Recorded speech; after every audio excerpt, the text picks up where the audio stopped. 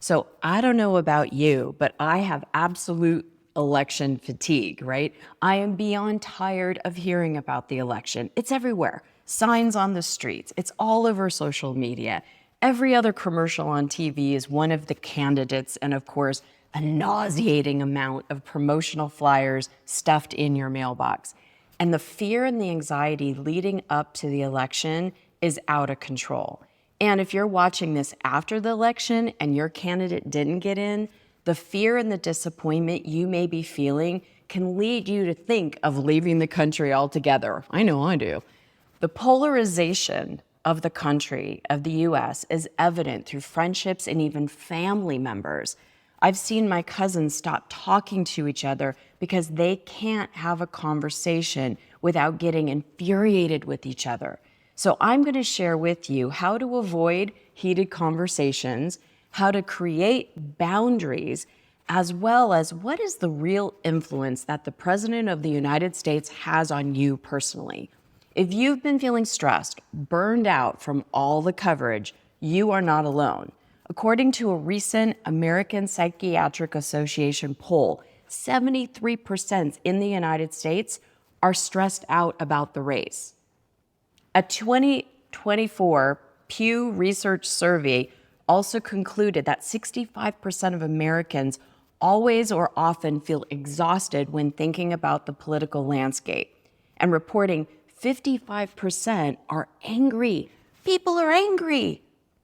Politics can trigger sleep loss, shortened tempers, I've seen it, and obsessive thoughts. So whether you are watching this before or after the election, there are different emotions that you will be dealing with. If your guy or your gal didn't get into office and you feel now terrified, know that you create your own reality. So how do you avoid getting into heated conversations with someone about politics, especially if you have differing opinions? My advice, don't. While constructive conversations can be fruitful, there are many times when things pass into the territory of being unhealthy. I remember when Donald Trump got elected in 2016, and my husband's family wanted to ask me, "Ooh, what did you think about him taking office?" And I told them, I don't really feel comfortable talking about politics. I believe that I create my own reality, and the President of the United States has little, if not no impact on my life. I still believe that. Even though they pushed and cornered me and kept saying the same thing, I kept saying the same thing back. That's a boundary. I know I create my own reality, and my future looks positive no matter who is elected president. See, you are the focuser of your own thoughts. You are the chooser of what you focus on. And if talking about politics doesn't feel good, don't do it. Unless you know you can have a conversation with someone that you won't get emotional about it, then have those conversations.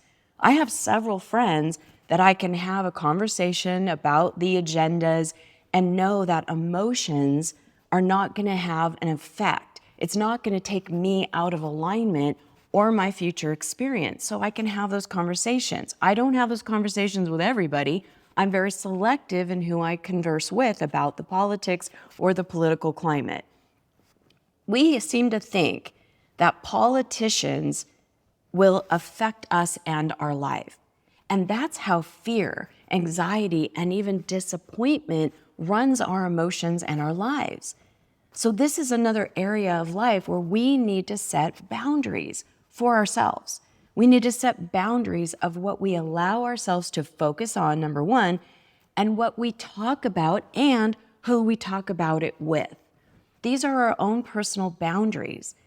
And even if others don't respect your boundaries, you can still say, hey, I'm not comfortable talking about this with anyone. This is personal, so I'm not going to.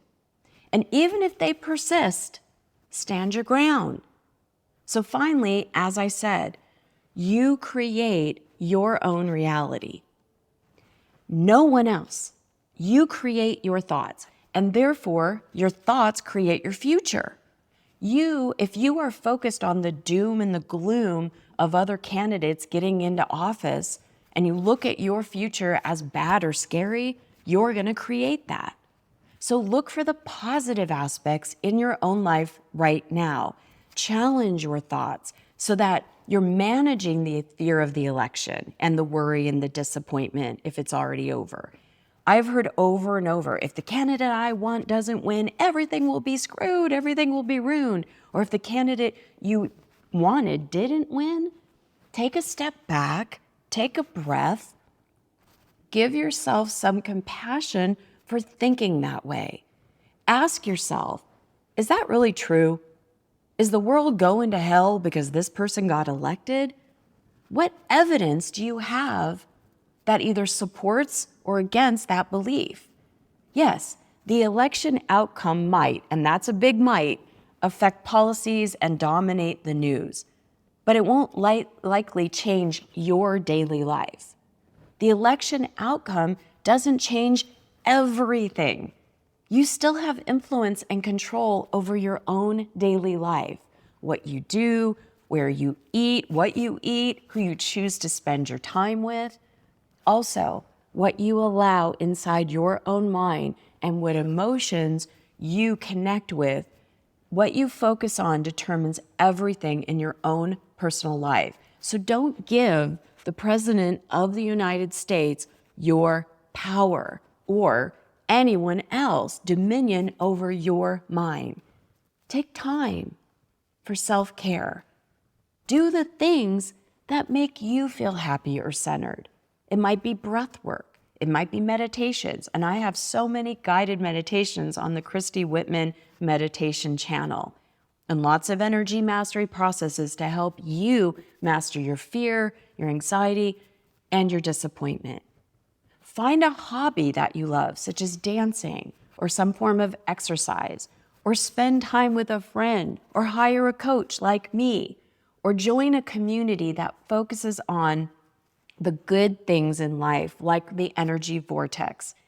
Take a walk, or go for a beautiful hike in nature. Pet your dog. Life is full of wonderful experiences, but it's based on how we focus. Don't let the president or anybody else determine your future life experience, because your life is what you choose it to be. We create from our beliefs. So if you believe that you are messed up, screwed, because the candidate that you wanted didn't get elected, that becomes your reality. But if you choose to look at the blessings and the positive aspects of your own personal life and focus on your positive future, then that will also be what you create. You know, it was funny when Barack Obama got elected and the housing market in the United States absolutely crashed. I had a group of clients in my Abundance Principle coaching program that I told them, you create your own economy. And what was amazing is 9 out of 10 of them, there was 10 total, 9 of them were in the housing industry of some sort, from real estate agents to interior designers to contractors, and the other one was a hairdresser. All 10 of them experienced great expansion in abundance because they were focused on their abundance. They were focused on not what was wrong or bad, but they were focusing on what was right and good. And you too, right now, have the power to create your future by focusing on what feels right and what feels good. You really do create your own reality. So what you focus on by choosing to be positive, choosing to look at and connecting with the future that feels good for you, that's what you will create, because all the power is within you, not the President of the United States.